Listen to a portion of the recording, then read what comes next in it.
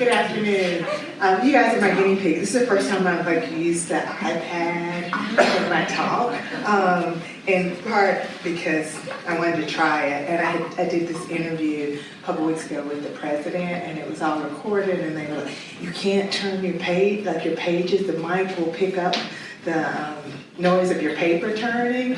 And he had his iPad, and he was like scrolling through his notes, and I was like totally hemmed in because I was like afraid to turn my pages. It's just like, okay, I'm gonna try the iPad thing.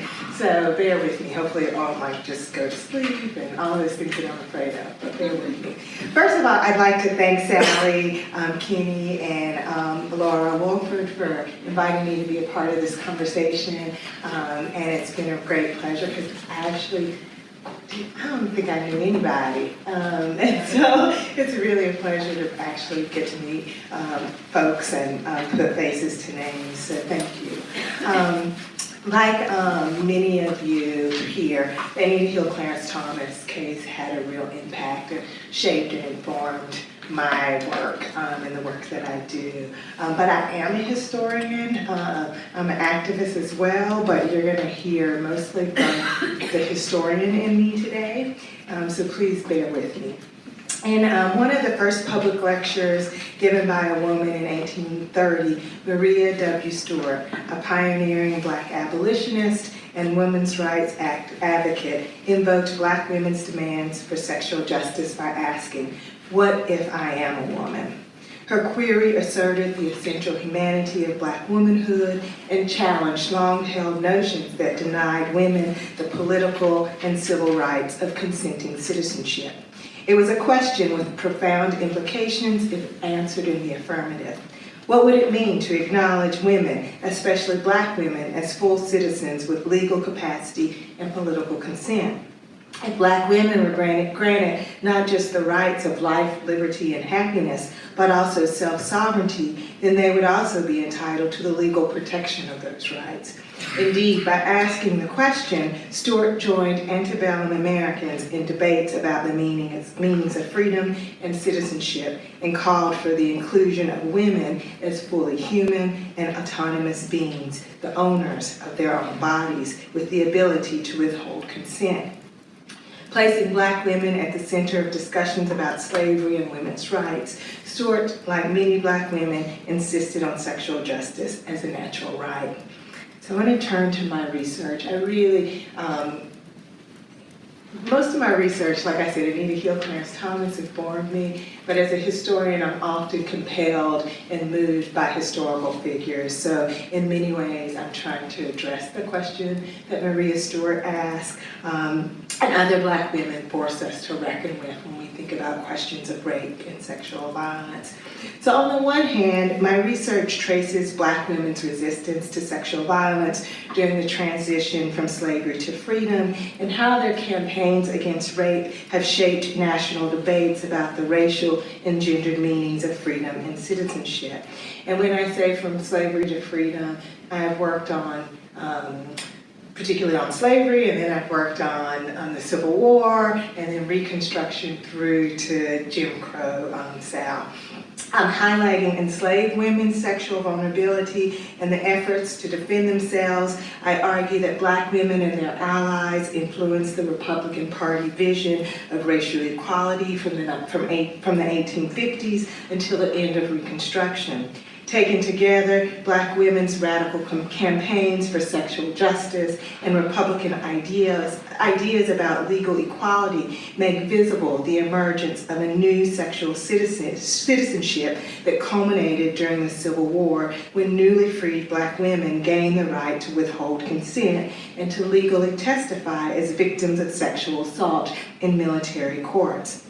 The post-war era itself tested the reach and authority of the national government.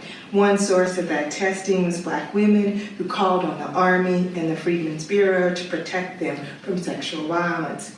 Emboldened by their wartime experience and eager to test the limits of their newly won constitutional rights, Black women articulated a radical vision of sexual freedom, of sexual citizenship during Reconstruction and the post-war years.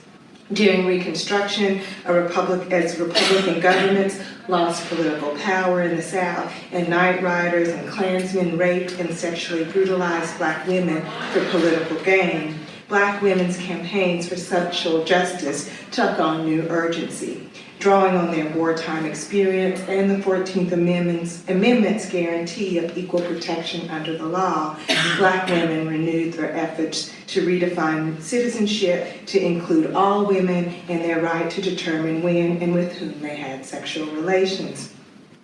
On the other hand, my research explores how the rape and sexual exploitation of Black women in slavery, war, and freedom informed white women's anti-rape campaigns.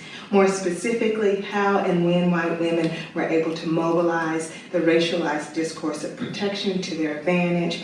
And I've also been interested in how poor white women are racialized and often denied sexual justice. And I often argue that we can't understand that without taking seriously the dynamic between Black women's experiences and white women's experience, whether that's during slavery, looking at the way that white women are treated in their own households by their husbands who are sexually assaulting the Black women in their households, to whether looking at the anti-lynching campaigns in the post-war period and the claims that poor white women are making for protection and legal protection and how they're able to mobilize the lynching discourse and the image of the Black beast to make particular kind of legal and political claims.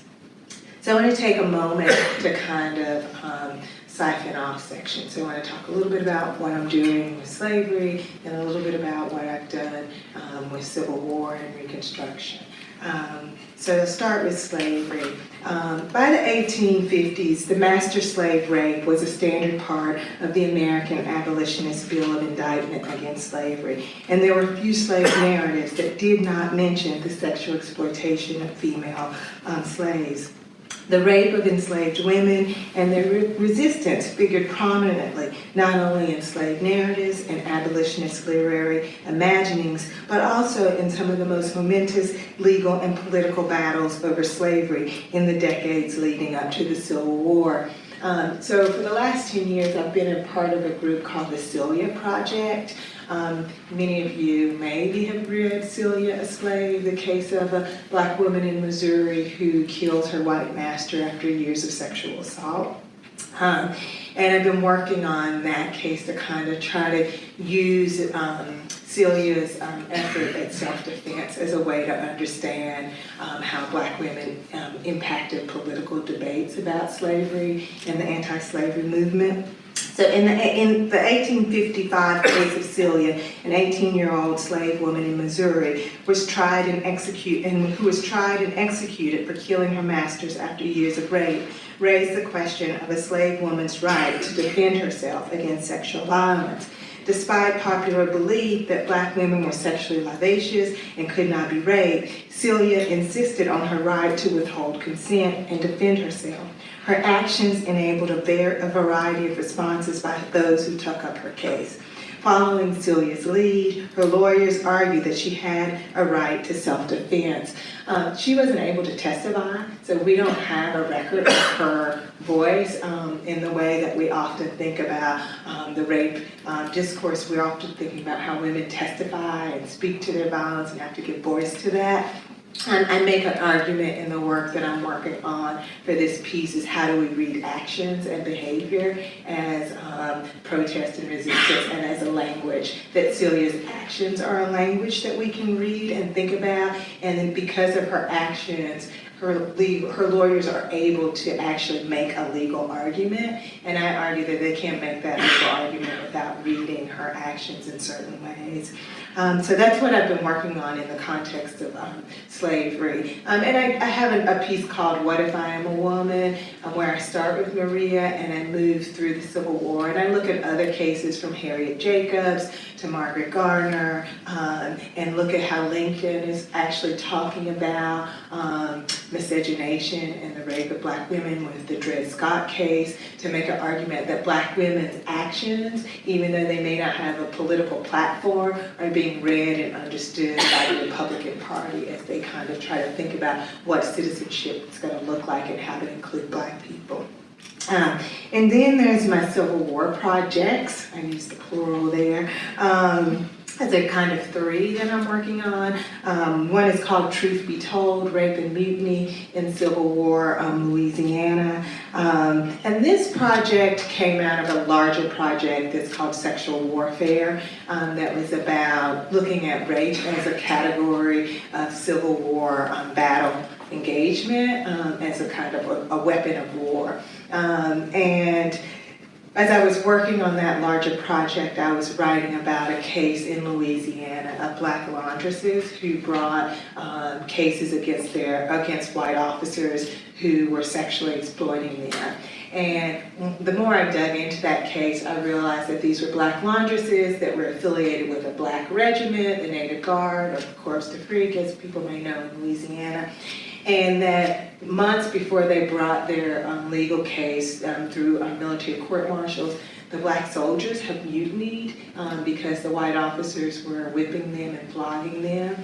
And so that I realized that I couldn't really understand what was going on with the Black women if I didn't reckon with the kind of racial violence that the Black men were experiencing, that there was a connection. And I argue that the laundresses ultimately engaged in their own form of mutiny.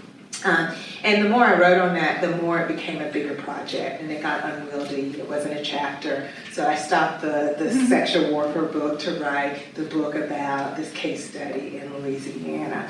And to go back to Susan Brommiller, she's a big instigator of my work on the Civil War, because I don't know if most people know, like the other thing. Well, maybe people didn't care about it at the time, but I care about it as a Civil War historian now. She said that the Civil War was a low-rate war, and she had this whole argument about like how people don't rape brothers. It was a war against brother, and that men don't rape their own, like so that it was that's why she thought it was a low-rate war, because that you usually rape somebody who's an other. And so for me, of course, that meant a total erasure of Black women who were in the South. But it also, she relied heavily on what she called Civil War buffs and diaries of white women who didn't mention rape in their diaries, and how they just talked about things that were stolen and how their bedrooms were invaded and all these things, but she couldn't read that in a way that I think one might see kind of sexual assault and sexual violence.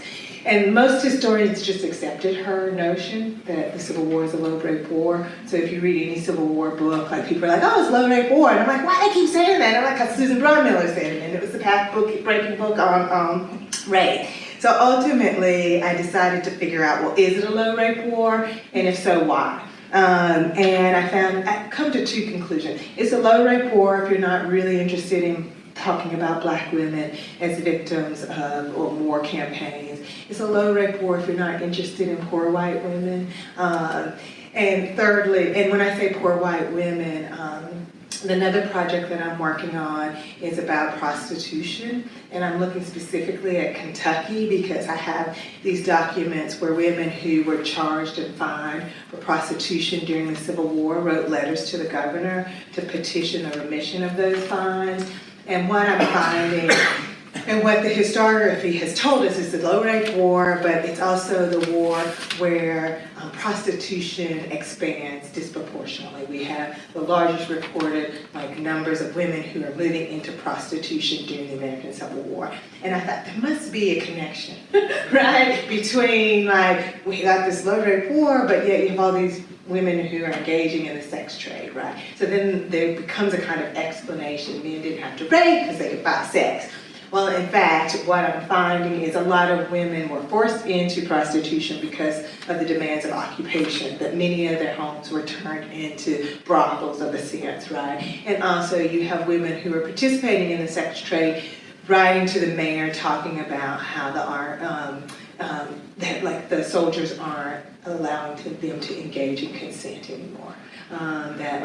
And so you see this negotiation. And so I argue that, you have all of these women who fall out of these traditional narratives. So that's the Civil War project. I think I'm almost out of time, and I'm happy to talk about the Southern Horrors project, which was my first book.